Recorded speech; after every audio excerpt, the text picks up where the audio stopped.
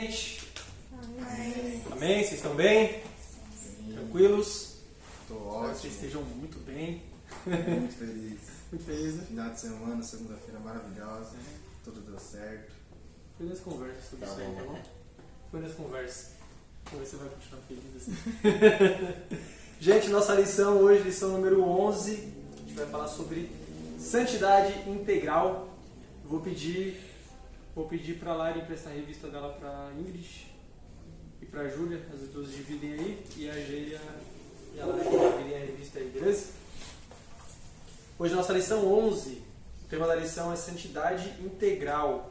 Então, nosso trimestre todo a gente está falando a respeito da santificação, certo? Sobre o processo de santificação do cristão. Então hoje a gente vai falar um pouco sobre santidade integral. Então vamos lá. O que a gente vem aprendendo aí desde o início do trimestre é sobre santificação. Então o que é a santificação? Vamos lá. Para a gente entender o tema da lição hoje. O que é santificação?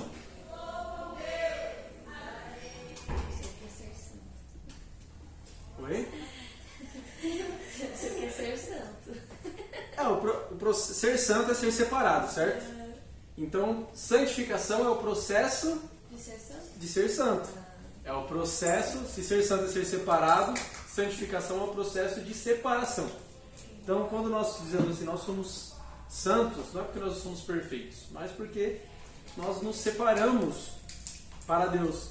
Então, o processo de santificação é o processo pelo qual a gente se separa para Deus. Então, esse é o processo de santificação. Então, quando a gente fala de santidade, certo? Santidade é essa separação. É essa separação que nós temos para Deus. É o processo que nós utilizamos. Quando a gente fala de santidade integral, significa uma santidade completa. A palavra íntegra, né? A palavra íntegra, quando a gente fala que alguém é íntegro, significa que é completo. Então, por exemplo, quando a gente está ensaiando lá os louvores para cantar, a gente fala assim, pessoal, vamos passar de novo na íntegra. A gente vai passar completo o louvor. Quando a gente está falando a respeito de informações, etc. Às vezes a pessoa, os jornalistas, né? Jornalistas às vezes estão no telejornal lá, e aí eles falam assim, acabou de chegar aqui uma notícia na íntegra, primeira mão, na íntegra para vocês. É a notícia completa que eles vão passar ali. Então, quando a gente fala de íntegra, né? Algo íntegro, algo integral, né? Significa algo inteiro, algo completo. Então hoje nós vamos falar sobre essa santidade que é completa, sobre a santidade de forma completa, de forma inteira, não de formas despedaçadas, de formas fragmentadas. Não, mas nós vamos falar de uma santidade de forma integral. Então o nosso texto principal está lá em 1 Tessalonicenses, capítulo 5, verso 23. Diz assim, e o mesmo Deus de paz vos santifique em tudo e todo o vosso espírito e alma e corpo sejam plenamente conservados e irrepreensíveis para a vinda de nosso Senhor Jesus Cristo. Então, Paulo está falando esse texto aqui, né? Que o Deus de paz vos santifique. Ele fala que é para santificar em tudo. E que todo o vosso espírito, alma e corpo sejam plenamente conservados e irrepreensíveis para a vinda do nosso Senhor Jesus Cristo. Então, Paulo está falando de uma santificação que é inteira. Ele cita 3 vezes aqui, né, três termos aqui que dá a impressão de totalidade, de integridade, de uma completude. Então, ele fala aqui, né, que Deus o santifica em tudo, ou seja, não é sem faltar nada, em tudo. Ele fala que todo o nosso espírito, alma e corpo, né, todo, não é só metade, todo, né, sejam plenamente, ou seja, de forma plena, de forma total, conservados. Então, nesse texto aqui fica muito claro que a santidade, a santificação, o processo pelo qual nós precisamos ser separados, precisa ocorrer em todo o âmbito da nossa vida. Não é só em um âmbito, não é só em uma área da nossa vida, mas em todos os âmbitos, todas as áreas da nossa vida, certo? Então, o resumo da lição diz, a santidade deve abranger o ser humano por completo, o espírito, a alma e o corpo. Os objetivos da nossa lição são mostrar que o ser humano é um ser integral, compreender como se dá a santificação da parte imaterial do ser humano, espírito e alma, e saber como se dá a santificação da parte material do ser humano, que é o corpo. Nosso texto bíblico está lá em São 3 leituras, né? Leitura de Gênesis 2:7, 1 Tessalonicenses 5, do 20 ao 23 e Gálatas 5, do 24 ao 26. Certo? Então, ó, vou ler o primeiro aqui, vocês me acompanham aí, beleza? Gênesis 2:7 diz o seguinte: E formou o Senhor Deus o homem do pó da terra, e soprou em seus narizes o fôlego de vida, e o homem foi feito alma vivente. 1 Tessalonicenses 5, 21 ao 23. Quem vai? Examinai tudo, retente o bem. 22. Abstende-vos de toda aparência do mal. 23. E o mesmo Deus de paz vos santifique em tudo, e todo o vosso espírito e alma e corpo sejam plenamente conservados e irrepreensíveis para a vinda do nosso Senhor Jesus Cristo. Gálatas 5, 24 ao 26. E os que são de Cristo crucificaram a carne com as suas paixões e concupiscências. 25. Se vivemos no Espírito, andemos também no Espírito. 26.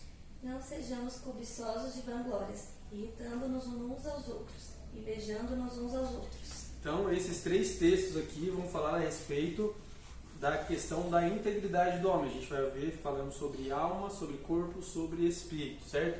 E a gente vai ver um pouco disso hoje, sobre como é feito esse processo de santificação, sabendo que o homem é um ser, de acordo com a nossa revista, tricotômico, né? Então ele tem corpo, alma e espírito. Como que a santificação ela é realizada em cada uma dessas partes, né? Apesar de serem 3 partes distintas, fazem parte de um mesmo ser. Então, como que a gente vai fazer isso? Como que é esse processo? Então, a gente vai ver isso hoje. Beleza?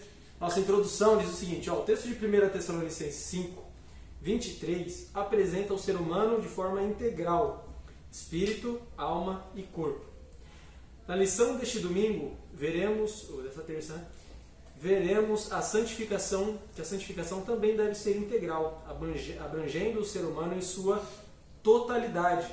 Para isso, será analisado o impacto da santidade nessas 3 áreas, começando pelo Espírito. Então, ainda, gente, antes da gente iniciar aqui, só para informação de vocês, ainda existe um debate muito forte na academia teológica a respeito de se o homem é um ser tricotômico ou dicotômico. Certo? Então, alguns defendem que o homem é composto por alma, corpo e espírito, outros defendem que o homem é simplesmente corpo e alma, ou corpo e espírito. Essa visão dicotômica acredita que o espírito e a alma são a mesma coisa. Por isso, e é um texto que é usado por ambas as partes, é isso que é interessante. A galera começa a debater e usam os mesmos textos a favor deles mesmos. Então, Hebreus 4, 12, que a gente vai ver aqui inclusive, no tópico 2, ele fala assim, porque a palavra de Deus é viva e eficaz, e mais penetrante do que espada alguma de 2 gumes, que penetra até a divisão da alma e do espírito, e é apta para discernir os pensamentos e intenções do coração. É isso que Hebreus 4, 12 vai dizer.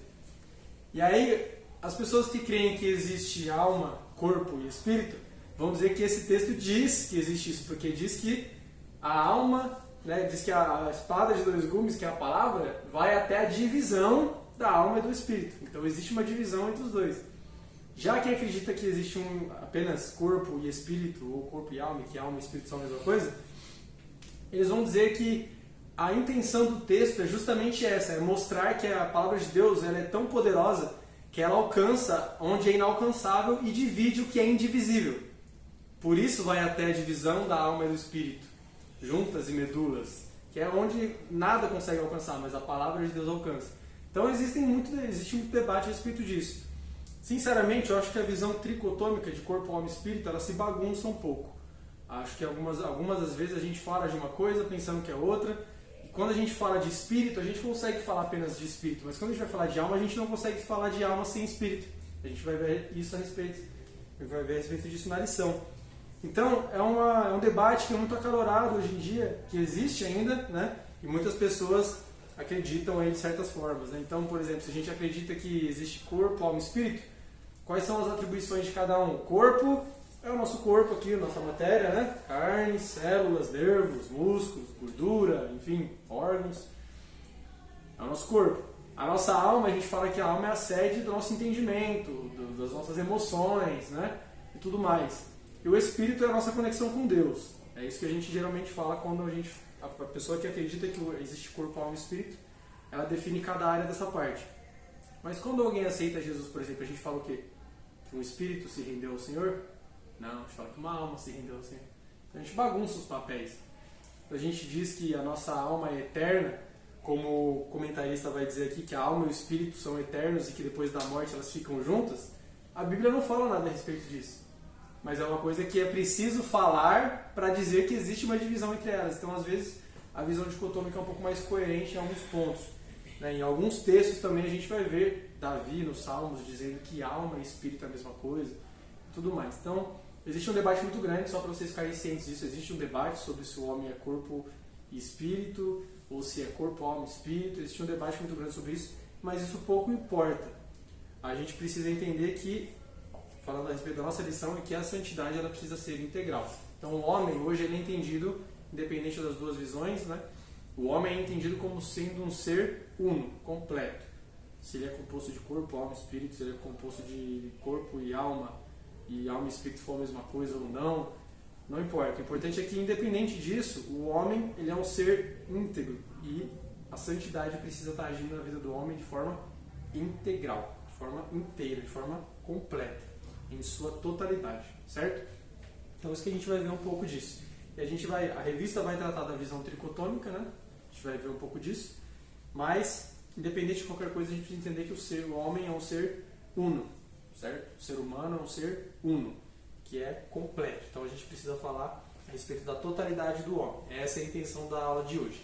Então, vamos lá. O ser humano é integral, espírito, alma e corpo. Ponto 1 diz o conceito de ser humano integral. Para entender o conceito do ser humano integral e a influência deste na construção teológica do primeiro século, se faz necessário conhecer um pouco da visão da cultura helênica. Então, quando a gente estudou aqui, teve um trimestre que a gente estudou, se não me engano, foi a primeira carta de Paulo aos Coríntios, e a gente estava estudando e falando sobre o período helenístico, né? Sobre a cultura helenística. Vocês lembram o que é isso? A cultura helenística? Vocês não lembram? Cultura helenística. A cultura helenística é a cultura vinda do povo grego. Então, o povo grego dominava todo o território. Logo em seguida, o exército romano, né, tomou conta, o Império Romano tomou conta. E mesmo o Império Romano tomando conta dos territórios daquela época, vencendo o Império Grego, a cultura grega continuou ainda muito forte, porque cultura às vezes é mais forte do que um exército. Uma cultura bem estabelecida, ela é muito mais poderosa às vezes do que força braçal.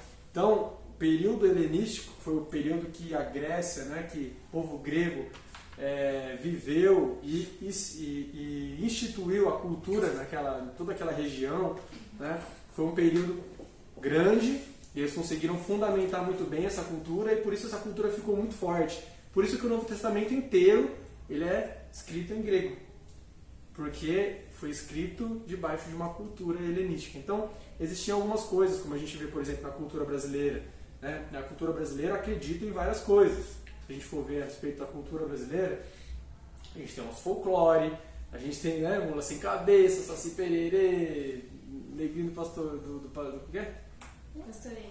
Negrinho do Pastoreiro, a gente tem o Boto, a gente tem a Vitória Régia, o Pirarucu, mano, são coisas da cultura brasileira.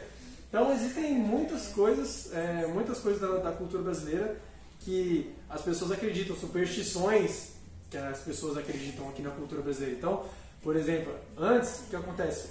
Hoje vocês ainda são solteiros ainda, mas quando vocês casarem e ter filhos, se o filho de vocês nascer, por exemplo, com icterícia, que foi o caso do Lia, os mais velhos vão falar assim pra vocês, tem que dar banho de chá de picão. E aí eu pensava que era porque o negócio ajudava mesmo, mas é simpatia, mano. É simpatia. Você deu banho? Eu dei, eu pensei que é um chá, né? Chá de picão. Não, você nasceu com o quê? Icterícia. Que isso? É uma doencinha que a criança fica amarelinha. Aí o pessoal fala que geralmente é uma como é que pode dizer? É que o fígado da criança ainda está imaturo ainda não está produzindo o que é para produzir e tal. E aí a gente, pra mim é um chá, né, mano? Chá dar banho na criança de chá de camomila ajuda a criança a acalmar, Então o chá de picão vai ajudar a tirar a rumorela. Na minha cabeça, né? Não, depois eu fui saber que era uma simpatia, mano, nada a ver. Então hoje tem muita, na cultura brasileira existe muitas coisas que eles acreditam, né? Por exemplo, fala um negócio que você não quer que aconteça, bate na madeira. Caiu uma colher no chão, vai chegar um homem com fome, caiu uma faca, vai chegar uma mulher. Mano, é uns bagulho louco. Chuva com sol, casamento espanhol. Sol com chuva, casamento da viúva. É uns bagulho muito louco que tem na cultura brasileira. Se você tiver 7 filhos homens seguintes. O sétimo é o lobisomem. Mano, é uns bagulho muito doido, mano. É uns bagulho muito doido. É isso mesmo. É um bagulho muito doido que a cultura brasileira tem. Então, o povo que é mais antigo acredita muito nessas coisas, mano. Eles acreditam mesmo, né? Só pra tirar uma olhada, a pimenta, anda com a pimentinha aqui. O olho, né? Aquele olho lá também. Tipo, pé de coelho pra dar sorte. Mano, essas são coisas da cultura, entendeu? São coisas da cultura. Meu avô mesmo, ele usava o pé de coelho no chaveiro dele, pra dar sorte. Então, assim, são coisas da cultura que fazem acreditar. Mas é pecado acreditar nessas coisas? Oi? É pecado acreditar nessas coisas? Olha, eu acredito que sim. Por exemplo, o maior caso isso entra um pouco em misticismo, né? A pessoa acredita em alguma coisa que, tipo, não tem base nenhuma. O que a gente acredita que a gente não vê, a gente acredita porque é a palavra de Deus. Mas o que a gente acredita que não tem base nenhuma, então é como se fosse uma feitiçaria, algo a respeito de feitiçaria. Então a gente tem muito problema hoje no meio dos cristãos com o quê? Nossa. O Sagitário, né? Nasceu de dezembro, eu sou de Sagitário. Pra mim, signo só serve pra saber qual cavaleiro do zodíaco é você, mano. Eu sou Aioros. Então é mais ou menos por aí, só serve pra isso. Eu lembro da minha irmã. O Instagram dela botava assim, cristã. Aí embaixo tava o signo dela. Olha ou você é cristão ou você tem signo. Entendeu? Então não tem como. Então muitas das igrejas, né? A gente vai entrar num outro assunto, mas muitas das igrejas trouxeram para dentro das igrejas da fé cristã misticismo. Então essas igrejas que vendem o feijãozinho ungido, o lenço da água de Israel, a vassoura que varre o mal para fora da sua casa. Cara, tudo isso é misticismo. São coisas que não tem base bíblica. Não existe. Exatamente. Inclusive o horóscopo, né, ele é derivado de uma religião chamada Zoroastro. Uma religião chamada Zoroastro, que eram as pessoas que acreditavam que os astros eram os deuses. Então o deus Sol, o deus Lua, as estrelas e tal. E cada um deles queria dizer alguma coisa quando estava em determinada posição. Então, mano, às vezes eu vejo uns vídeos lá da galera no Instagram falando a respeito de signo, é muito engraçado, mano. Tem um cara que falou assim, quem acredita em signo aqui? Aí uma galera levanta a mão e fala assim, eu vou dizer pra vocês que eu sou uma pessoa muito cética, né, em alguns pontos e tal, mas eu sou de virgem. Aí alguém grita lá atrás, eu sabia! Aí ele fala assim, é exatamente isso que uma pessoa que acredita em signo vai dizer. Mas vocês vão ficar surpresos se eu dizer pra você que na verdade eu sou do Escorpião. Aí ela, eu sabia! Aí, a mesma pessoa falou a mesma coisa. Aí tipo, fica tentando se justificar, entendeu? Tipo, não, porque é verdade, não, porque quem é de Ares é assim, quem é de não sei o que é assim. Mas engraçado que às vezes basta ter umas coincidências, né? Sim, mas exatamente, é coincidência. Então não existe, tipo, existem pessoas que, mano, elas podem... É difícil você entender que a posição de uma estrela ou de uma constelação, ou enfim, vai impactar na personalidade de uma pessoa, mano. É muito louco você acreditar num bagulho desse. Tipo, não tem lógica nenhuma, não tem lógica mesmo. Existem algumas coincidências, sim, mas pode ver que dificilmente algumas coisas que, por exemplo, lá quando você vai ler o horóscopo lá, vai dizer algo muito específico a respeito. Geralmente são coisas genéricas. Tipo assim, hoje o seu dia vai ser assim, assim, assim, tipo, vai ter uma coisa boa, mas vai acontecer uma coisa ruim. Pô, quantas coisas boas, quantas coisas ruins acontecem no dia da nossa vida? Mas às vezes a pessoa coloca tanta fé naquilo que às vezes, sei lá, ela dá um jeito de fazer acontecer aquilo que... Não, é exatamente isso, tipo assim, é aquilo que a gente conversou numa determinada aula, né? Às vezes a mentira é contada tantas vezes que ela se torna verdade pra gente. Então, tipo assim, eu acredito tanto naquilo, é igual o negócio lá da lei da atração, né? Porque eu tenho que acreditar. E um pouco do povo cristão acredita muito na lei da atração, né? Que é aquilo que, se eu acreditar muito em algo, se eu falar muito a respeito de algo, o universo vai trazer pra mim. Tipo, o universo vai trazer pra mim. Eu atraio aquilo que eu falo. E vai falar que muitos cristãos acreditam nisso. Tipo assim, tem palavra que você não pode falar dentro da sua casa. Tem coisa que você não pode falar. tem coisa que não sei o quê, porque se você falar, atrai para sua vida. Isso é a lei da atração, mano, isso não é Bíblia.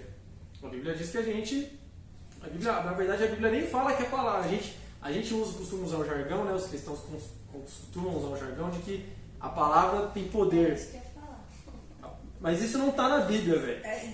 Quando Deus fala algo pra gente, a gente verbaliza o que Deus falou pra gente, vai acontecer. Mas, inclusive, existe um debate muito forte a respeito disso, sobre esse negócio de eu profetizo, sobre eu declaro, eu decreto. Véi, quem é a gente para decretar alguma coisa? As pessoas se baseiam muito em um trecho da Bíblia, que é a respeito de Elias, quando Elias fala assim, segundo a minha palavra não vai chover.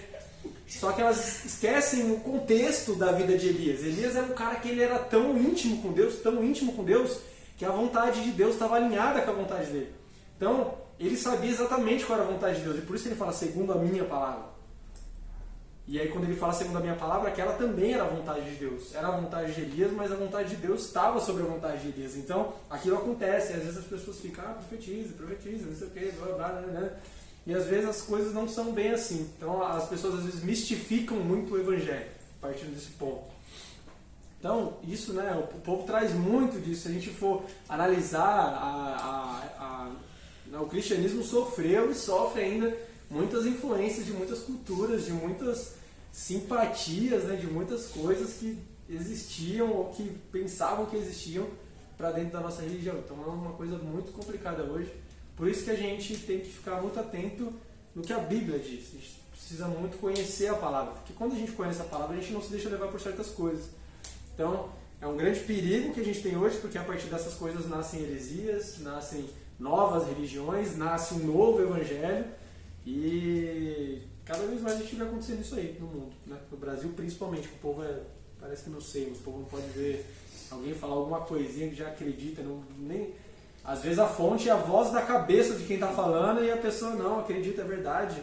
E tá? pastores que oram pra ficar ungida, isso pode também ou não? Eu não acredito. Eu não acredito. Sinceramente. A Bíblia, quando a Bíblia fala a respeito de ungir as coisas, tem gente que fala assim, vem aqui eu ungir minha casa, vem aqui eu ungir meu carro. Mano, a unção na Bíblia é a respeito de duas coisas. Quando a Bíblia fala a respeito de unção, de ungir com óleo, fala a respeito de consagração. Então na época os reis eram consagrados a Deus, os reis, para alguém ser ungido rei, né, era derramado sobre a cabeça dele o óleo, era derramado sobre quem fosse exercer o cargo de profeta, ou quem fosse exercer a posição de sacerdote. Ele era ungido aquilo, então era consagração, era algo que era para Deus, para dedicar algo a Deus, e se ungia pessoas e não objetos. E também existia a questão, no Novo Testamento a gente nem vê essa questão de ungir pessoas mais. No Novo Testamento a gente vê a questão de ungir os enfermos. Então, eu não lembro o que está escrito agora, mas a Bíblia fala, está alguém enfermo, procure os presbíteros e eles porão as mãos sobre você e os ungirão para que sejais curados. Então, o Novo Testamento fala a respeito disso apenas. Aí tem gente que, né, fica naquela de, eu vou ungir água, coloca o teu copo com água aí na frente da televisão aí, e a água vai ser tal, você vai tomar água. Cara, às vezes você fala assim, você vê testemunhos às vezes de pessoas que são abençoadas a respeito disso. Não, mas é tipo assim, às vezes E às vezes é mais, na verdade Mas a fé da pessoa. Então, às É vezes a é algo fé da simbólico, algo simbólico que vai fazer ela crer que ela vai melhorar. Porque às vezes ela Então, não mas, vê a- tipo assim, a minha questão com isso é o quê? A gente tem uma Bíblia inteira de testemunhos, de história confirmadas pela ciência. Por que a gente precisa de um ato simbólico para Mas é acreditar? que nem o óleo ungido da igreja, não é? Tipo, quando vai lá dar oferta e o pastor unge sua mão com óleo, não é a mesma pegada ou não? Não necessariamente. Então, igual eu falei pra você, o óleo na Bíblia ele é usado para duas coisas. É para ungir e consagrar pessoas a Deus, ou no caso, para oração para os enfermos. Ele é usado para essas duas coisas. Qualquer coisa fora disso são atos que são simbólicos, mas não necessariamente representam alguma coisa e são reais. Tanto que quando na época da pandemia foi trocado o óleo por quê? Por não. Álcool gel. Continua sendo isso. É só simbólico, entendeu? Mas não é uma coisa tipo assim, que nem tem gente, eu já vi, tá, gente? Aqui na nossa igreja. Tipo assim, eu vou entregar oferta e não deu tempo de ungir, alguma coisa assim. Não, porque eu preciso ser ungido, porque senão eu vou ficar sem a benção. Mano, não é assim que funciona. Agora Entendeu? só manda o Pix. Então, nem manda às vezes eu nem vou lá na frente, eu mando o Pix lá e já era. Vou lá atrás, passo o Por exemplo, cartão. acreditar na ungida é errado ou não? Então, por que acreditar num ritual? Tipo, um ritual vai mudar alguma coisa? Se você, por exemplo, vamos supor, você vai entregar uma oferta aqui hoje. Aí você vem entregar a oferta, se eu ungir você, a gente tem a opção de ungir aqui, aí eu vou e unjo sua mão. Aí você é abençoado. Aí na outra terça você vem entregar a oferta de novo e não unge sua mão. Na sua cabeça você não vai ser abençoado se você não for ungido. Tem dia que o pastor nem só coloca Nem a caixinha lembra. lá. Nem lembra. Né? Então, tipo assim, tem coisa que o povo. É por isso que é perigoso trazer certas coisas para dentro do culto. Porque quando a gente traz certas coisas para dentro do culto, o povo acredita mais no ritual, no símbolo, do que em Deus. Então, é por isso que é perigoso. Eu acho que foi, não sei se foi Calvino que falou isso, ou se foi Lutero, mas ele disse que o nosso coração é uma fábrica de ídolos.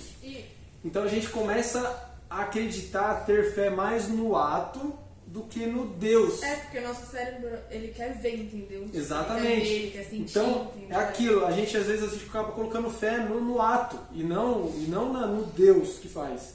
Então eu não preciso de um símbolo, não preciso de um ritual. Eu preciso acreditar que Deus pode fazer. Então, independente se eu ofertar ou não, se eu for ungido ou não, se eu tomar a água que foi colocada na frente da televisão lá ou não, eu creio que Deus pode me abençoar.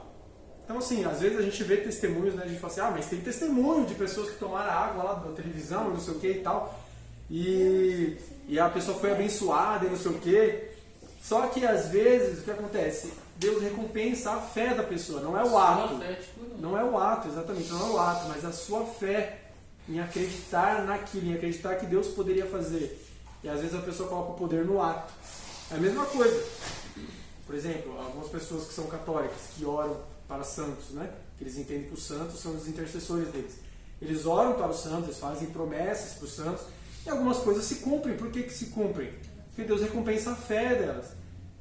Só que elas não acreditam que foi Deus, elas acreditam que foi o santo que intercedeu. Então a gente dá glória para coisa que é errada. Por isso que é complicado a gente acreditar nessas coisas.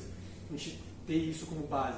Né? Então, eu falo muito disso, né? Eu costumo falar muito disso. Tem coisas que estão presentes no culto hoje, na religião evangélica, que a Bíblia não ordenou, mano. Que a Bíblia, tipo assim, a Bíblia não proíbe, mas a Bíblia também não ordena. E o culto, eu acredito, tá? Eu, Henrique, acredito que o culto é mais sobre o que é ordenado do que o que não é proibido. Então, Deus proibiu tocar rock no culto? Não, não proibiu. Mas foi ordenado tocar rock no culto? Então hoje a minha cabeça é essa. Hoje eu entendo que existe algo que o Senhor colocou, Deus já colocou como Ele quer ser adorado. Deus já explicou como Ele quer ser adorado. Então, existe já uma forma correta de oferecer um culto ao Senhor. Então tem coisas que não podem participar do culto, tem coisas que não devem participar do culto. Por mais que seja uma adoração a Deus. Se eu for lá pegar minha guitarra, tocar um rock no culto, por exemplo, então eu vou adorar a Deus, né? O meu sentimento de adoração, vou estar entregando louvor a Deus. Mas às vezes não é aquilo que Deus quer, não é a forma que Deus quer que eu adore Ele naquele âmbito de culto solene, com a igreja. Porque a igreja tem que ser, o culto da igreja tem que ser um culto único, um culto, né, de corpo. Então, tem várias coisas que a gente precisa entender a respeito disso, que o culto é mais sobre o que é ordenado do que o que não é proibido. Então, às vezes a gente fica nesse, né? Não é proibido, a Bíblia não fala que não pode, então eu vou fazer. Mas às vezes não é aquilo, às vezes não é dessa forma. Então a gente precisa entender isso aí, pra gente não trazer certas coisas pro culto que depois fiquem na cabeça das pessoas como se aquilo fosse o poder de Deus, como se aquilo fosse o método pelo qual conseguir. Tem gente que, sei lá, porque orou de ponta cabeça, plantando bananeira, Deus atendeu a oração. Aí toda vez que ela vai orar, ela quer olhar de bananeira. Só que não é a forma que ela orou, tipo, não é a posição que ela orou. Às vezes é como estava o coração dela naquele momento, qual foi a intenção dela naquele momento. Por exemplo, a mulher do fluxo de sangue. A mulher do fluxo de sangue, ela foi curada por quê? Porque ela tocou na orla de Jesus. Ela fez algo que ninguém nunca tinha feito e recebeu algo que ninguém nunca tinha recebido. Da forma que foi. Ela foi curada de tocar na orla de Jesus. Todo mundo queria parar Jesus para Jesus falar assim, não, ser curado. Ó, você tá limpa. Ó, você tá limpo. Ó, eu te curo agora. Toma tua cama e anda. Mas ela meu, eu sei que ele é tão poderoso que se eu tocar nele, simplesmente tocar nele, eu vou ser curado. Então não é sobre só o tocar em Jesus, mas é como o coração daquela mulher estava para tocar em Jesus. Qual era o sentimento dela? O sentimento dela é saber que Jesus podia tudo, que ela não precisava nem de que ele abrisse a boca, mas sim que ele precisava apenas chegar perto e tocar no vestido, não precisava nem tocar nele, né? Tocar no vestido. Então, não são os rituais, é o Deus que está por trás, é o Deus que faz, que pode fazer, que é todo poderoso. Então a gente tem que tomar cuidado com o que a gente acredita, com o que a gente faz, porque isso às vezes pode atrapalhar o nosso relacionamento com Deus, porque a gente começa a colocar nossa fé em certos rituais, certas coisas que não são verdadeiros, certo? Então, voltando, a gente deu uma volta aqui, né? Voltando aqui, né, sobre a cultura helenística. Então, o povo grego tinha a sua cultura muito bem estabelecida naquela época, e eles tinham algumas crenças, e uma dessas crenças era o gnosticismo, que veio de Platão, grande filósofo, foi conhecido por muitos, certo? Então, Platão ele tinha algumas definições, ele tinha algumas conclusões, algumas opiniões a respeito de algo, e uma das opiniões de Platão era a respeito do gnosticismo, que era o quê? Dizer que o homem era dicotômico, corpo e alma, ou corpo e espírito, e que a parte material do homem era mal. O corpo do homem é mau, é sujo, é podre, não presta para nada e tal. Mas a alma é pura. Então isso trouxe muitas implicações naquele meio. Uma dessas implicações, né, a gente vai ver, são duas implicações maiores, dois extremos, que uma era que porque o corpo era mau e o espírito era bom, então o corpo não impactava nada no espírito, então eu podia fazer o que eu quisesse com o meu corpo. Então eu podia pecar à vontade, que não tinha nada a ver. Tá suave, meu espírito está puro. É o meu corpo que não presta, então não tem nada a ver eu pecar, posso pecar à vontade. E o outro extremo era que já que o meu corpo não presta, eu não preciso fazer nada a respeito disso. Posso deixar ele apodrecer mesmo, não preciso, tentar controlar os meus impulsos, não preciso tentar controlar os meus desejos, eu não preciso fazer nada. Então, essas duas implicações, esses dois extremos, né, balançavam muito naquela época, e isso veio a partir de Platão, certo? Então a cultura helênica, né, a cultura helenística, era muito forte naquela época, e o cristianismo veio bater de frente com isso. Aquilo que Jesus deixou veio bater de frente com isso. Então, a gente precisa entender um pouco dessa visão da cultura helênica para contrastá-la com a judaica, né? Então a gente tem a visão judaica e a visão helenista. Então, os gregos acreditavam em uma antropologia, que é o estudo do homem, certo? Filósofos geralmente estudam isso, antropologia, especialmente platônica, ou seja, que veio de Platão, que era dicotomista, o ser humano em duas partes, corpo e alma. Nessa visão, a alma era supervalorizada. Então, a alma tinha um valor inestimável. A alma era boa, a alma era plena, a alma não tinha pecado, né? O espírito não tinha pecado. Já o corpo, né, era tido como a parte do mal, consequentemente desvalorizado e considerado o cárcere da alma. Era como se a alma boa fosse colocada em uma prisão, como se o corpo fosse uma prisão suja. Era mais ou menos isso. Uma pessoa limpa era colocada dentro de um corpo sujo, dentro de um lugar sujo. Era basicamente isso que eles entendiam. Então, isso trouxe muitas implicações a respeito do cristianismo naquela época, certo? Entretanto, a concepção judaica do homem considerava o ser humano em sua totalidade.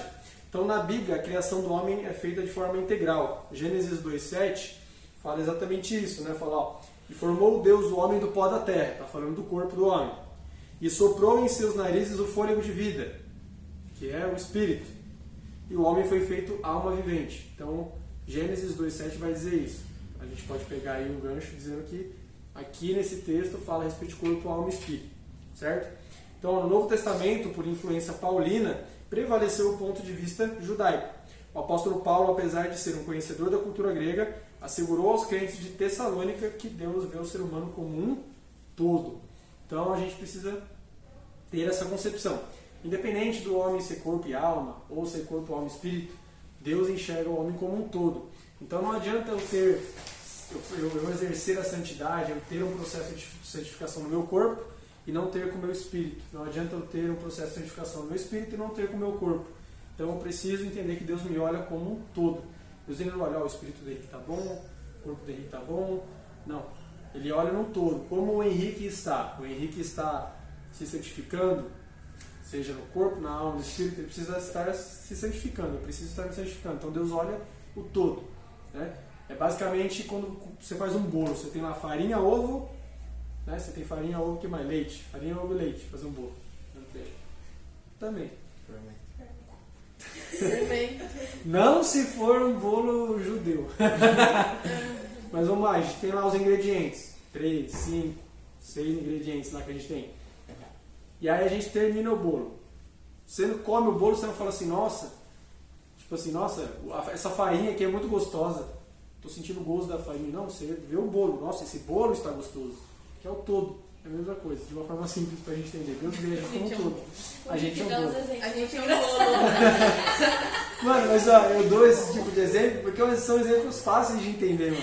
A gente pode escolher o sabor? Pode. E aí a gente precisa entender isso. Deus vê a gente de uma forma completa, toda. Então ele olha o total. Vocês estão dando risada, né? Mas são coisas que. Mas faz sentido. Mano, eu faço as analogias muito besta porque é a forma que eu consigo entender, mano. Às vezes você olha e você fala assim, nossa, o Henrique é muito inteligente. É nada, velho. É que se falar de uma Eu preciso forma de umas diferente, coisas. nosso cérebro não. Eu preciso de umas analogias bestas pra eu entender às vezes. É igual eu falei pra vocês, tipo, lá como que eu decorei Reino do Sul e Reino do Norte. Cara, Reino do Sul tem a letra U, Judá tem a letra U, Judá é o Reino do Sul. Israel tem a letra R, Norte tem a letra R, Israel foi o jeito que eu consegui decorar, entender que é o Reino do Sul, que é o Reino do Norte. de teologia, Lembrou? Então, tá vendo? É fácil, são coisas que eu preciso. Tipo assim, o pessoal fala assim, o pessoal fala, né, às vezes, nossa, o Henrique é muito inteligente, né, decora várias coisas. É porque eu tenho minhas formas bestas de decorar as coisas, mano. Então, eu uso esse tipo de exemplo porque eu entendo, e se eu tipo assim, eu costumo dizer que se eu entendi uma coisa dessa forma, todo mundo consegue entender. Porque são formas fáceis, sempre buscar formas fáceis. Então Deus vê a gente de forma integral, de forma completa, de forma total. Então Deus não vai ficar olhando separadamente a alma, o espírito, o corpo, não. Deus vai olhar de forma total, certo? Então, vocês entenderam aí a questão do homem como um ser único, certo?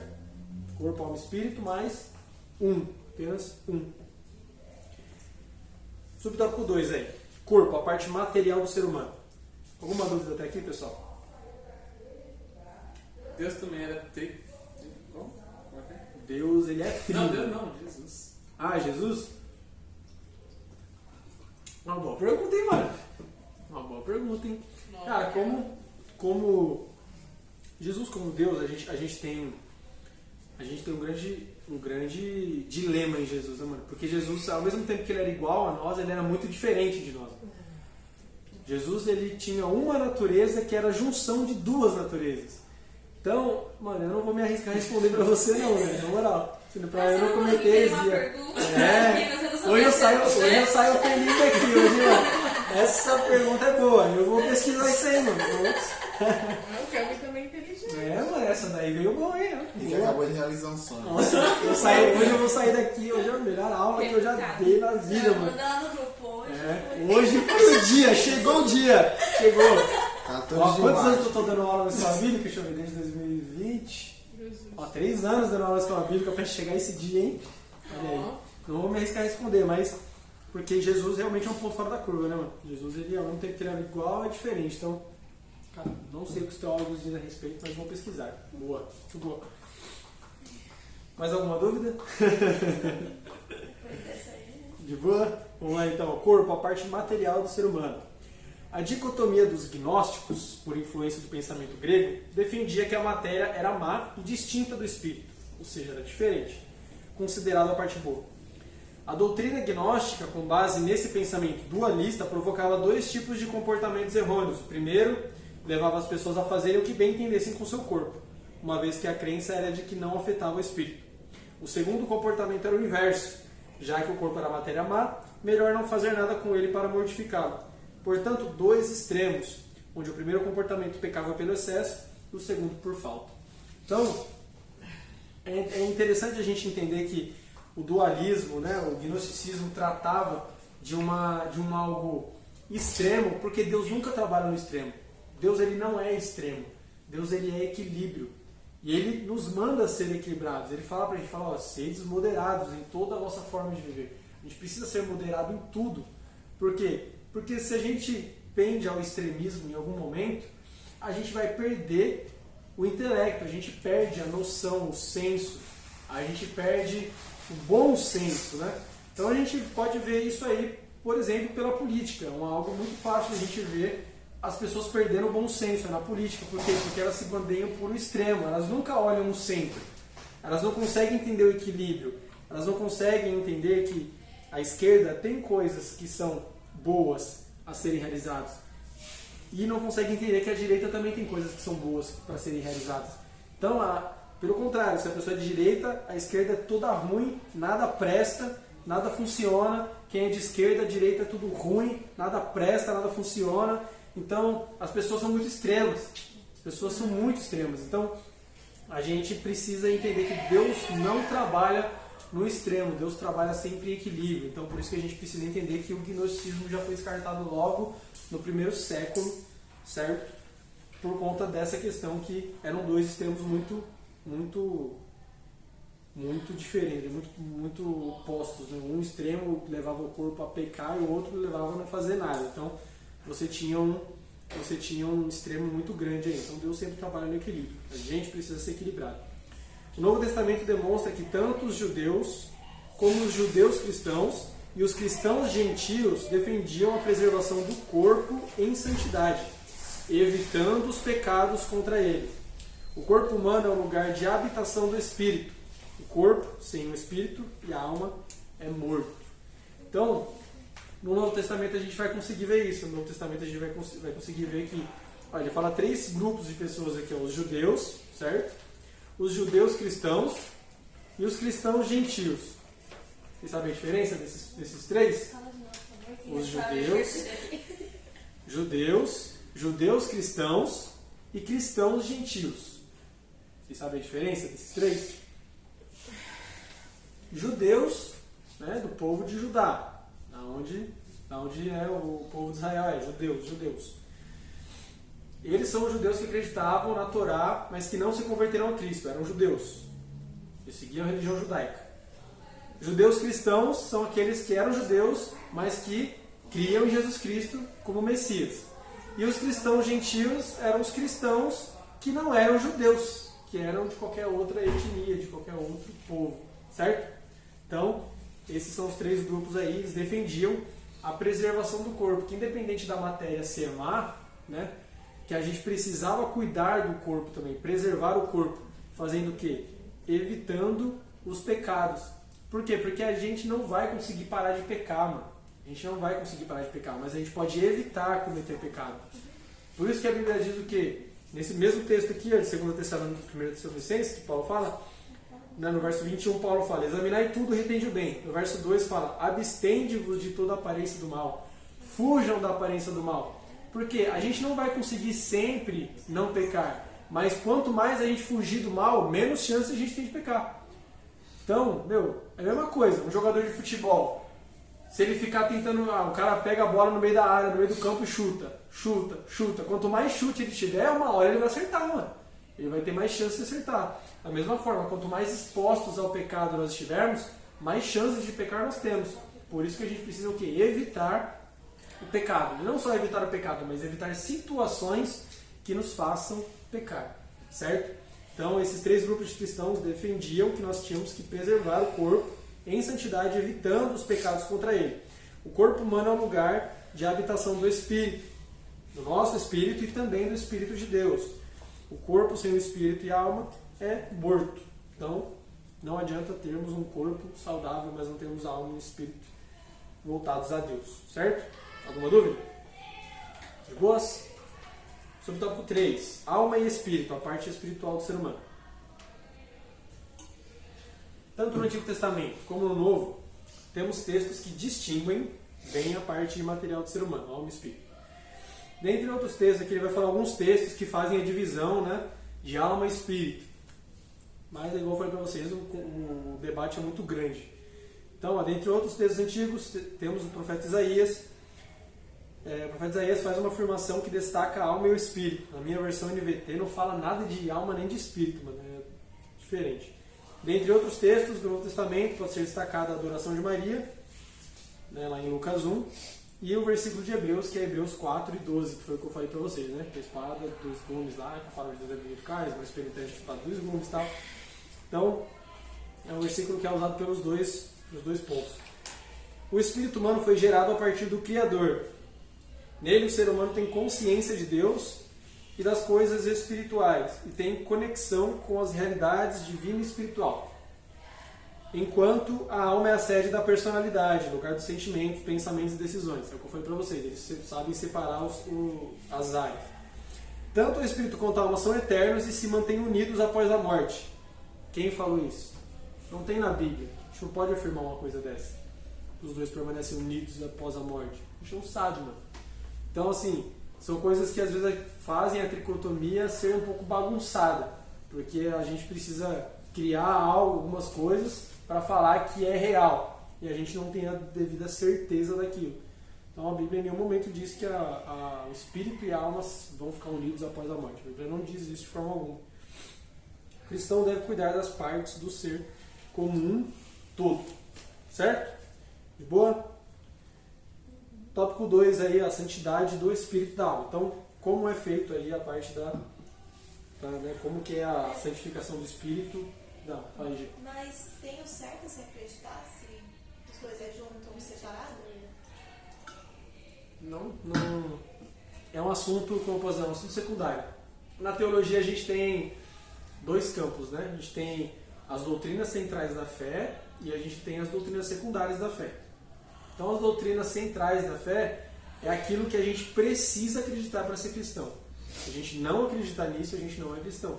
Se a gente negar uma dessas doutrinas, eu não posso ser chamado de cristão. Então quais são as doutrinas centrais da fé? Doutrina da Trindade, doutrina da inerrância e da infalibilidade das Escrituras, a doutrina de Cristo, a união hipostática, que é a união das duas naturezas de Cristo em uma única natureza, que é inseparável e indivisível. A doutrina da santificação, a doutrina da justificação, a doutrina da regeneração.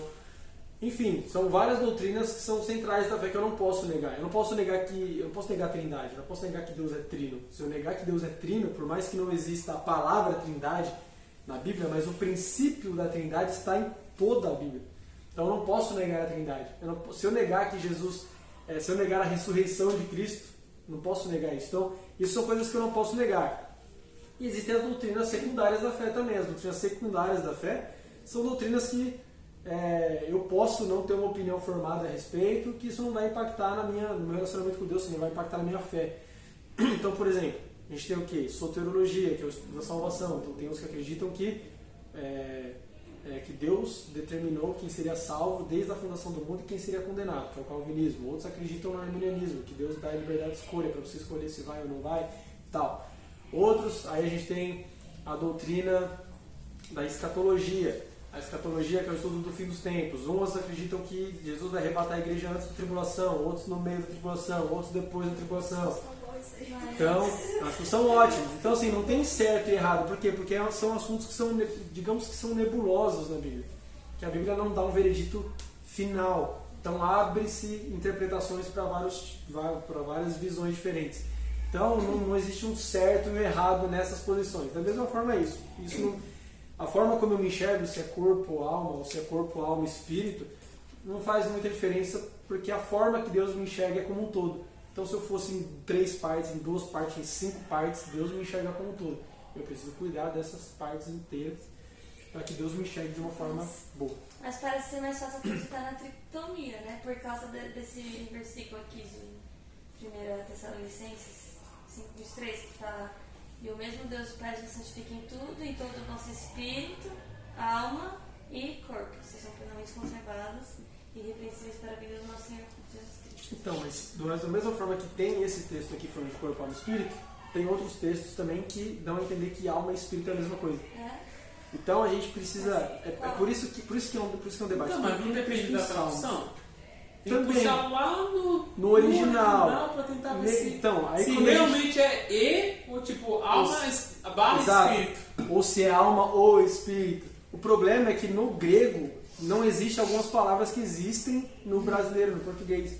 Então, é uma briga, é por isso que até hoje existe debate. Porque não se tem uma conclusão. Você tem uma tradução correta. Entendeu? Tipo, alguns vão levar para um lado, é mais questão de opção, de preferência mesmo, entendeu?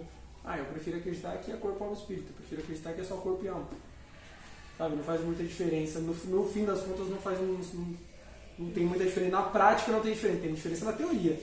Mas na prática não tem muita diferença. Deus, igual eu falei, se fossem 2 partes, 3 partes, 5 partes, 10 partes, Deus está me enxergando como um. Então eu preciso cuidar. Eu acredito que quanto mais parte for, mais difícil é para cuidar. Mano. Então, já pensou cuidar de 10 áreas da minha vida para Deus me enxergar em uma só como uma pessoa, né, que vale a pena? Então é bem desafiador, na verdade. Então, assim, não tem certo e errado, né? É mais questão de preferência. Existe um debate tremendo em cima disso, mas é um debate que também não. Digamos que é um debate sem proposta. É o debate que o pessoal chama na teologia, que é o debate para divertir. O pessoal sabe que não vai chegar numa conclusão. Tem muita gente debatendo soteriologia, calvinismo e arminianismo, mas nunca vão chegar numa conclusão. Por quê? Porque aquele que é calvinista, ele acredita de fato no calvinismo. Aquele que é arminianista, que é arminiano, ele acredita fielmente no arminianismo. Então, ele não vai mudar a posição dele. E o outro não vai mudar a posição dele. Então, eles debatem só por diversão, mano. Só pra, tipo assim, pra quem tem dúvida, ou ficar com mais dúvida, ou escolher um lado para seguir. É basicamente isso. Então, não tem muita diferença. São coisas que na prática, na teoria, tem muita diferença. Quando você vai explicar para alguém, você tem que saber e tal. Mas quando você vai fazer na prática, você, não tem diferença nenhuma. Qual a diferença que tem do arminiano e do calvinista na conversão? Nenhuma. Os dois precisam levantar a mão e confessar Jesus, mano.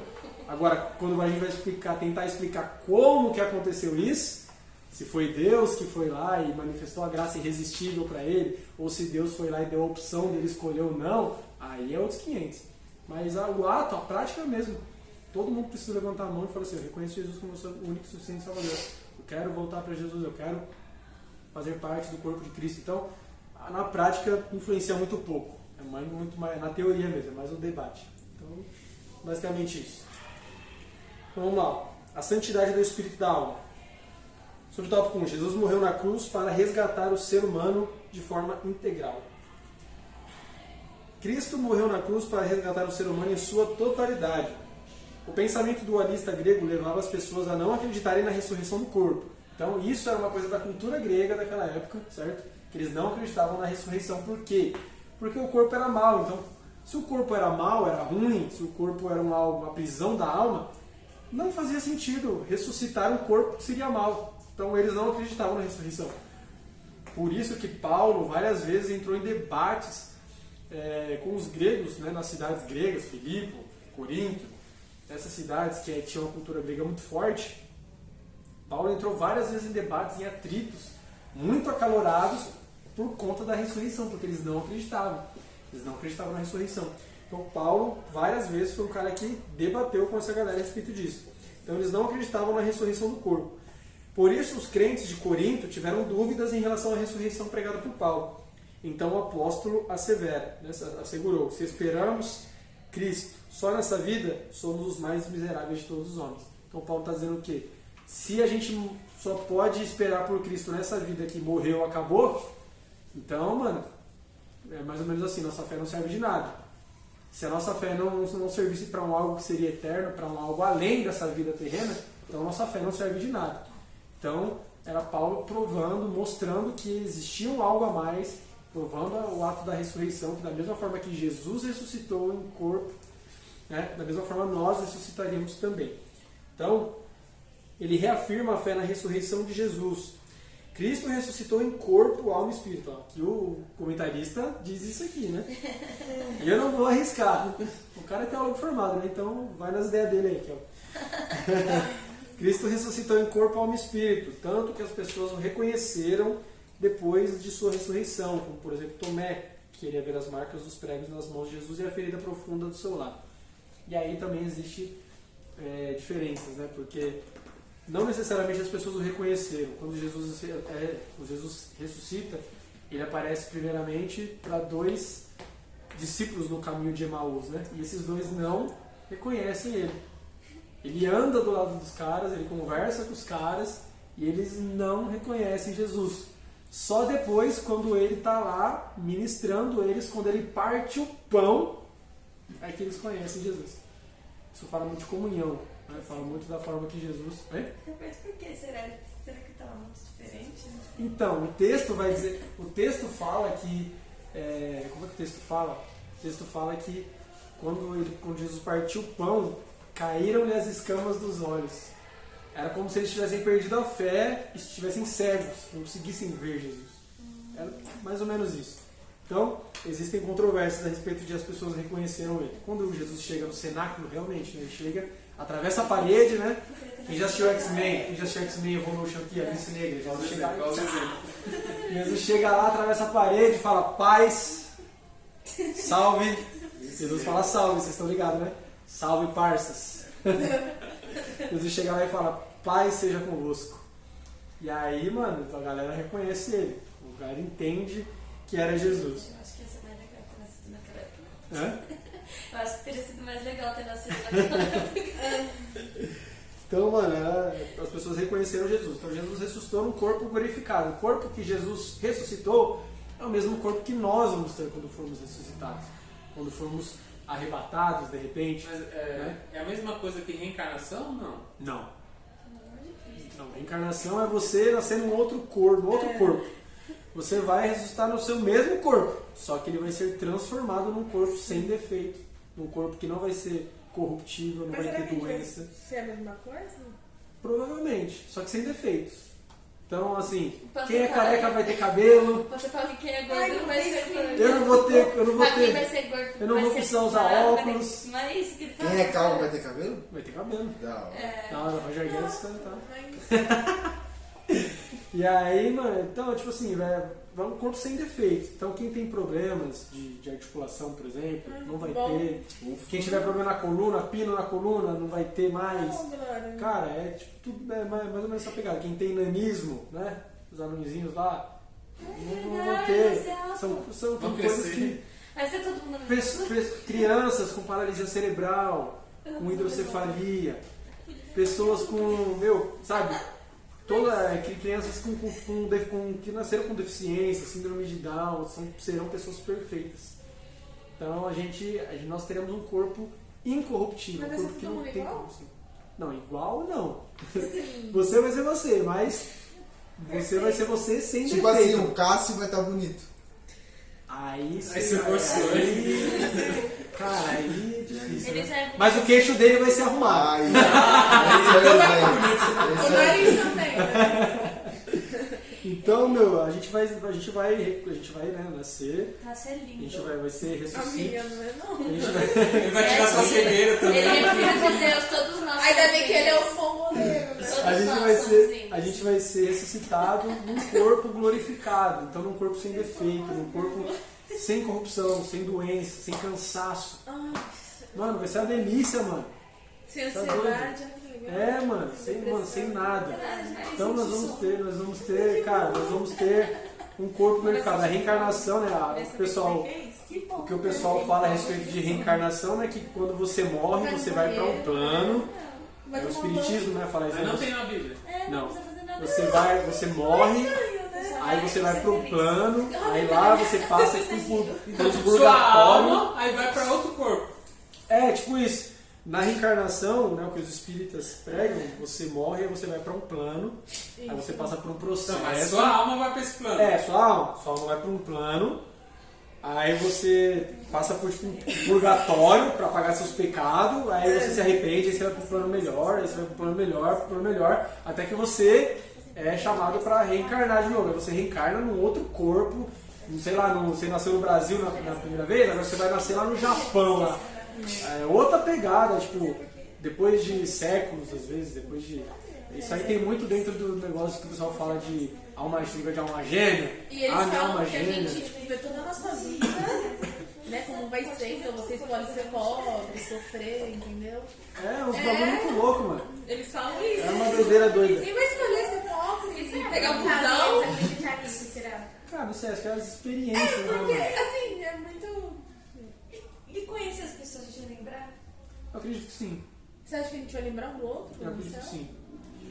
Eu não acredito que vai ter, por exemplo, eu e a Amanda, esposa. A gente vai ficar livre Não do vai ser pecado. assim. Hã? A gente vai ficar livre do pecado. Livre do pecado. A gente não vai sentir nada, tipo, a não ser adoração e... Sim, nós vamos ter amor uns pelos outros, mas ok, o amor de Deus. Mas será que E a gente amor- vai se lembrar, tipo, minha mãe, meu pai?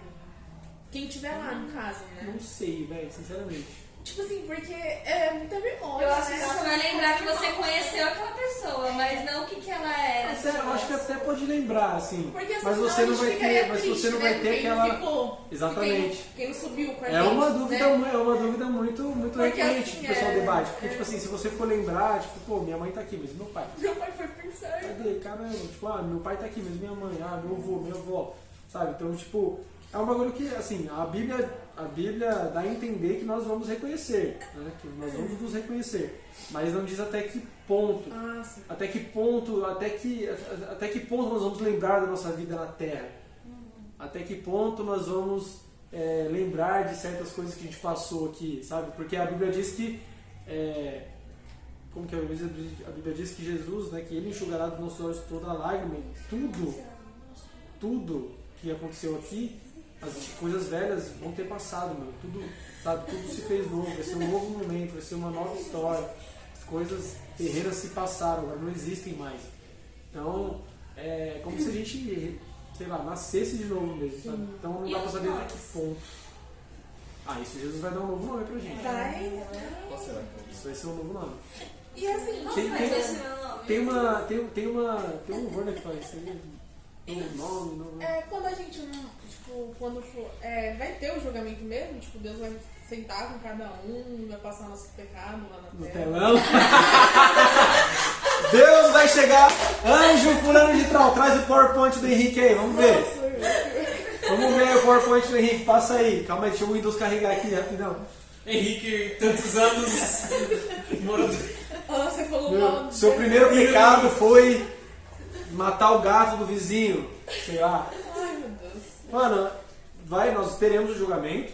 A Bíblia diz que nós vamos.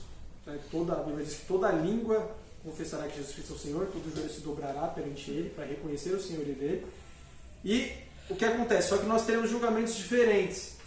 Os cristãos, aqueles que creram em Jesus, os salvos e os não salvos. Então, os não salvos passarão pelo trono branco. O trono branco é o trono de juízo.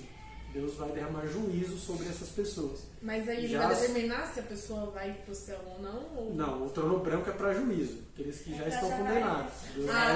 Deus vai condená-los ao inferno. Ele vai ser as sim. sentenças. Já os salvos vão passar pelo tribunal de Cristo. O tribunal de Cristo é simplesmente para recompensa de tudo aquilo que a gente passou aqui na Terra. Então a Bíblia diz que a nossa obra vai ser, as nossas obras serão avaliadas em palha, bronze, prata e ouro. E aí serão provadas no fogo, né, as nossas obras. Então a palha no fogo, ela Tudo isso aí está em Apocalipse. Não, acho que não está em Apocalipse esse texto. Eu acho que está em Tessalonicenses, eu acho. Depois eu dou uma procurada e mando para vocês lá. Mas a Bíblia diz que nossas obras serão provadas no fogo. Então é para galardão, né? Para recompensa. Então a gente vai receber a coroa, né? A coroa da vida, como a Bíblia diz e tal. As pedrinhas da nossa coroa. Então vai ser, nosso julgamento será para isso. Mas tem pessoas que dizem que a pessoa fala do telão lá por conta que tem um versículo, acho que é Mateus capítulo 8, que fala que não há nada que está em oculto que não venha a ser revelado. Aí as pessoas entendem e acham que vai ter um telão lá e Deus vai passar o pecado de todo mundo lá no telão, todo mundo fica... Imagina que da hora, a galera comendo pipoca lá olhando o seu pecado. Ô Rick, então, tipo assim, quem morre agora e tipo, não morreu com salvação, ela tá no fogo dos justos ou tipo... Ela já está em sofrimento. Ou tem gente que já vai direto pro inferno, se for muito ruim? Não, o inferno não está inaugurado ainda. Quem inaugurará o inferno vai ser Satanás, o anticristo e seus Então, anjos. quem morreu agora sem salvação, tá... Sofre. tá no lugar de tormento. E quem morreu com salvação tá no sono dos justos. Tá no descanso. Tá Não descansando foi em direto Deus. pro céu Não, ainda. ainda não também. O nosso céu é a Nova Jerusalém. Sim, Nós- então ele não tá aberto também, nós teoricamente. estamos no paraíso. A pessoa que morre Tá no com céu. Cristo tá no paraíso. Ela já está com Cristo, já está com E quem Deus. não morreu, Mas quem quem foi morreu muito sem ruim, tá Cristo- aqui no purgatório, é isso? Não, purgatório não. Purgatório é espírita. É, O purgatório é o lugar que você vai para pagar os seus pecados lá. Não. Lá a pessoa está no lugar de tormento mesmo, que a Bíblia chama de Hades. Que é o. Que algumas traduções traduzem como inferno, mas não é inferno ainda. O inferno é o lago de fogo. Né? O lago de mas fogo essa e história que tem gente que morre e já vai direto pro inferno, Não existe. né? Por isso que esse negócio de esses Mas livros, esses filmes que o pessoal Mas fala pro assim. céu, né? Tem muito livro e filme que o pessoal fala, não sei quantos minutos no inferno, não sei quantos minutos no céu, porque Deus me arrebatou e me mandou 90 minutos no Tem inferno. vários testemunhos de gente assim que teve É tudo encontro mentira. pro céu, pro É inferno. tudo mentira. Provavelmente essas pessoas comeram muita feijoada antes de dormir e tiveram pesadelo, velho. Sonharam. Isso não existe. Não tem como. A pessoa não. Sim. O céu nem foi inaugurado ainda. O inferno nem foi inaugurado ainda. Como Deus mandou alguém pra lá, velho. Não existe essa sim. possibilidade. A revelação que a gente tem é a revelação bíblica. Então, quando uma pessoa morre com Cristo, ela descansa no Senhor. Jesus mesmo deu essa parábola do rico e Lázaro, né? Que o rico morreu e foi para o lugar de tormento, ser Sim. atormentado. E Lázaro foi para o seio de Abraão, que era um lugar de descanso. Então, naquele momento ali, Jesus diz que aqueles que morrem, eles já estão, né, no caso, os salvos já estão em Cristo, estão descansando em Cristo no paraíso, já estão gozando de uma felicidade eterna, de uma alegria eterna. Sim. E aqueles que morreram sem Cristo estão já sendo atormentados, mas ainda não é o inferno. Vai ser Inferno pior vai ser ainda, pior. né? Ô, Rick, uma amigo meu fez uma pergunta muito idiota e eu só sabia rir, eu não sabia o que responder, eu não sabia rir. Ele falou assim: se queimaduras de terceiro grau não dói mais, as pessoas do inferno, como que elas vão sentir dor?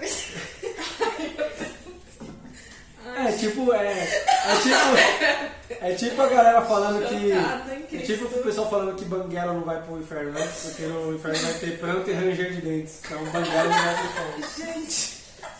É piada isso aí, E, velho. assim, tem gente que fala também que tem lugares no inferno que queima mais, que arde mais, é verdade? Isso ou queima do mesmo jeito, A sente do Bíblia, mesmo só, a jeito? Bíblia só diz que existe um lago de fogo e enxofre. Quem for pra lá vai ter sofrimento. Mas não tem um lado que queima mais, Não. que quem é mais ruim A vai me- pro lado Mano, Não, é a o mesma diabo vai coisa- estar sofrendo junto com as pessoas, filho. Sério? Porque tem gente que Uma acha que pessoa- o diabo vai ser que é ele que vai. ficar com Na verdade, ó. garfo lá. Não, as pessoas acreditam inclusive que quanto mais más elas forem, que o diabo vai dar a oportunidade delas torturarem outras Ai, pessoas e tal. Isso Mas não então, existe, é no uma grande caso, bobagem. tipo- Por quê? Porque assim, o inferno nada mais é do que o lugar onde Deus vai. Deus está no inferno, tá, gente? Quando alguém perguntar pra vocês assim, Deus está no inferno? Sim, Deus está no inferno. Lá é a própria manifestação da ira dele. Lá é a manifestação da ira de Deus. Se a gente Então pegar o Lucifer livro. sofre no inferno? Sim, a gente tem aí em Efésios capítulo 2, a gente vai ver que Paulo está falando o quê? Que nós éramos merecedores da ira de Deus, nós éramos merecedores do inferno. Lá no inferno é o derramamento da ira de Deus. E lá no inferno, Deus está derramando a sua ira sobre quem? Sobre Satanás, sobre seus anjos, todos aqueles que não creram, que não tiveram a oportunidade de crer em Jesus, não quiseram, recusaram a oportunidade de crer em Jesus. Então, o Lucifer ele tá sofrendo, basicamente, ele vai Lúcia, sofrer o junto. anticristo, o falso profeta. Então, assim, os não tem, demônios. ele não é ele que vai trazer o sofrimento pra gente. Não. Pra gente não, né? Porque ele prende É o as próprio pessoas Deus. que vão pro inferno. É o próprio Deus. Ah, É a ira de Deus caindo ali no inferno. É a ira de Deus que vai fazer o sofrimento acontecer para as pessoas que estiverem ali junto com Satanás e seus anjos. ok. Certo? Então, basicamente é isso. A gente não sabe como vai ser a nossa vida daqui para lá, se a gente vai se reconhecer ou não. Eu acredito que sim, que vamos nos reconhecer. Mas acredito que vai ser de uma forma diferente. Acredito que nossos nomes serão diferentes. Acho que a gente vai se reconhecer, mas não sei até que ponto teremos lembranças uns dos outros. Mas o que a gente sabe é que vai ser a melhor vida que nós podemos ter. Vai ser a nossa vida sem Já perdi o fio da meada. Essa é a nossa vida sem pecados, essa é a nossa vida sem tristeza, sem dor, sem choro. Certo? Nunca mais. Então vamos lá, sobre o tópico 2, a santificação do Espírito. Vamos correr aqui que já o pastor está 9h15 já. Você mudou completamente o sentido. E o último tópico é o melhor, mano. Nossa. Ó, a santificação do Espírito ocorre no momento da justificação e regeneração. E se mantém contínua e progressiva. Por quê? Porque a santificação é um processo diário, certo? De acordo com as experiências essencialmente do crente com Deus. Trata-se de uma mudança diante de Deus. De morto, espiritualmente, para vivo, cujo Espírito Santo vem habitar no crente. Por meio da santificação do Espírito, essa nova criatura mantém a comunhão com Deus, tornando-se coparticipante da natureza divina e não vive mais na prática do pecado. Quando o crente se afasta de Deus, ele morre espiritualmente, porque seu espírito se afasta do Espírito Santo de Deus. Adão e Eva receberam a recomendação para não comer do fruto da árvore da vida, pois se desobedecessem, eles morreriam. Todavia, quando eles tomaram do fruto, não morreram fisicamente, mas espiritualmente. Então eles tiveram dois tipos de morte, né? Quando eles comeram o fruto, eles morreram primeiro espiritualmente, e aí depois a morte entrou na humanidade. Então veio também a morte física, certo? Então, é por meio da santificação que a gente tem comunhão com Deus. É por meio da santificação que a gente chega perto de Deus, que a gente adquire intimidade com Ele. Então é através da leitura devocional da Bíblia, através da oração, do diálogo com Deus, é através do nosso relacionamento com Deus que nós vamos conseguir chegar mais próximo dele, que nós vamos nos santificar. E é por isso que quando a gente se afasta de Deus, a gente morre, começa a morrer espiritualmente. Por isso que é muito complicado a gente ver pessoas que não vêm para a igreja dizerem que são pessoas salvas. É muito difícil. Tem coisas que não dá. Por quê? Porque como que você pode estar vivo se você está longe do Espírito Santo? Do local onde é usado para a adoração. Você está longe do corpo de Cristo. Então quando as pessoas começam se você não... Geralmente quando alguém chega em mim e fala assim, Henrique, estou desanimado. A primeira coisa que eu pergunto, está orando? Está lendo a Bíblia? A resposta é sempre não. Por quê? Porque se a pessoa deixa de se alimentar, se a pessoa deixa de orar, deixa de ler a Bíblia, ela vai se desanimar, porque ela se afastou de Deus. Talvez o corpo dela esteja presente na igreja ainda, mas o espírito dela se afastou do Espírito Santo de Deus. Então essa pessoa vai começar a morrer lentamente, até uma hora que não quer mais vir para a igreja. Então a maioria das vezes é isso que acontece.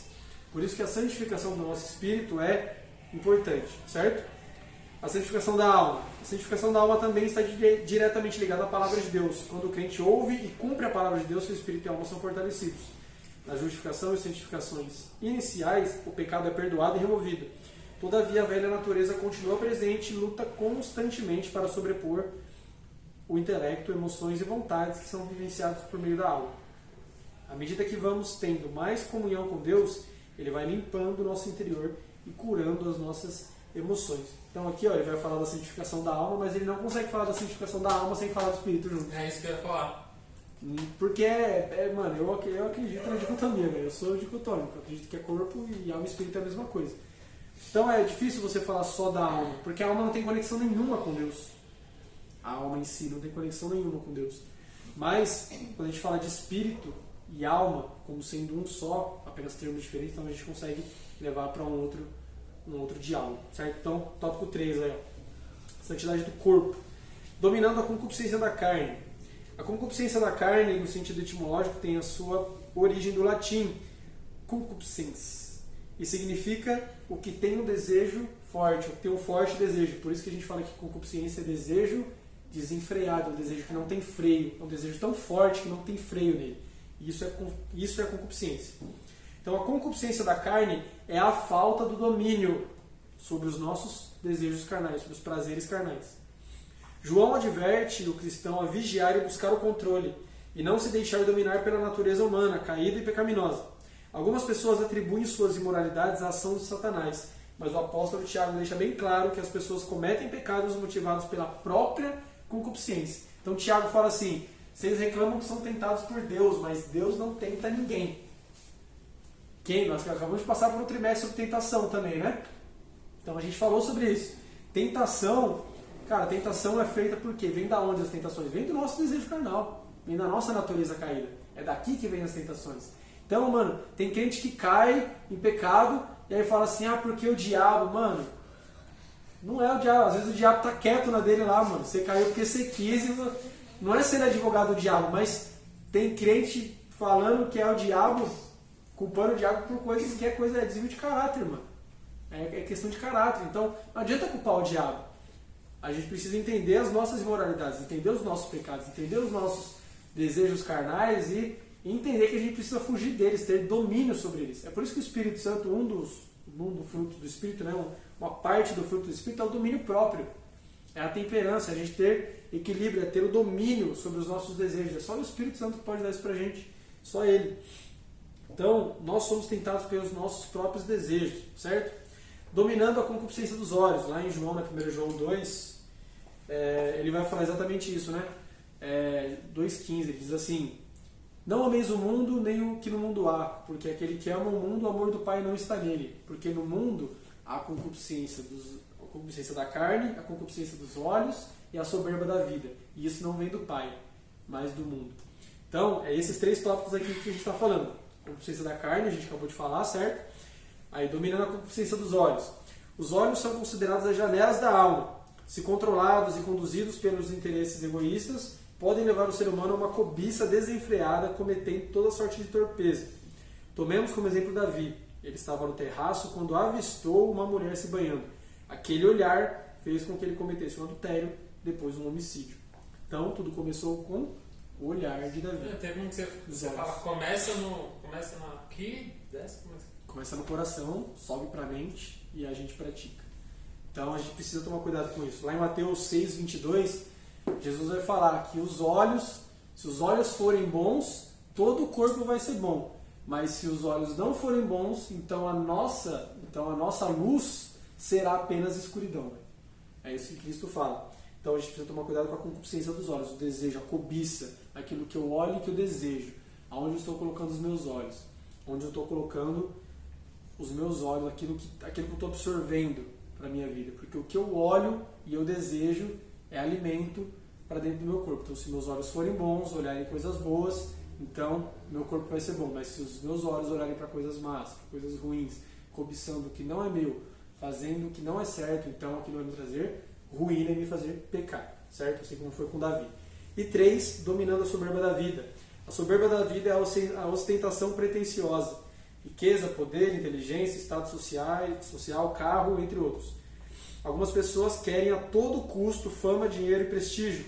Aqueles que não têm o temor de Deus buscam erradamente a ostentação a qualquer preço e acabam renunciando à prática da honestidade e dos valores divinos. Então, a soberba da vida, soberba já fala tudo, né? Soberba, orgulho, egoísmo, isso faz com que eu não pratique os valores divinos. E quais são os valores divinos? Ame o seu próximo como a ti mesmo. Ame o seu próximo como eu te amei. Vai visitar lá o irmão que está preso. Vai dar comida para o irmão que está com fome. Vai dar água para o irmão que está com sede. Dar roupa para o irmão que não tem. Então tudo isso, quando nós deixamos de praticar isso, é por quê? Porque nós estamos muito centrados em nós. É porque nós somos egocêntricos, nós somos soberbos. É porque nós achamos que nós somos melhores do que os outros. E isso faz com que a gente ostente um título de filho de Deus, sendo que Deus deixa claro que Ele tem muito amor por aqueles que às vezes a gente não considera como filho dele. Os fariseus eram todos soberbos. Eles se achavam superiores aos outros porque eles entendiam da lei. Então, da mesma forma, às vezes a gente não fala isso, mas as nossas atitudes, aquilo que a gente faz, ou até aquilo que a gente não faz, que é ajudar o próximo, que é cuidar do próximo, isso mostra quem nós somos, de verdade. Isso mostra que muitas das vezes nós estamos sendo dominados pela soberba da vida. Certo, pessoal? De boa? Então, santidade, gente, é integral. É no corpo, é na alma, é no espírito. Então, não adianta eu buscar a santidade, fazer jejum, oração, ler a Bíblia, mas eu não ter a santidade, não ser santo com o meu corpo, querer mostrar o meu corpo, querer usar o meu corpo para promiscuidades, querer usar o meu corpo para fazer o que não é certo.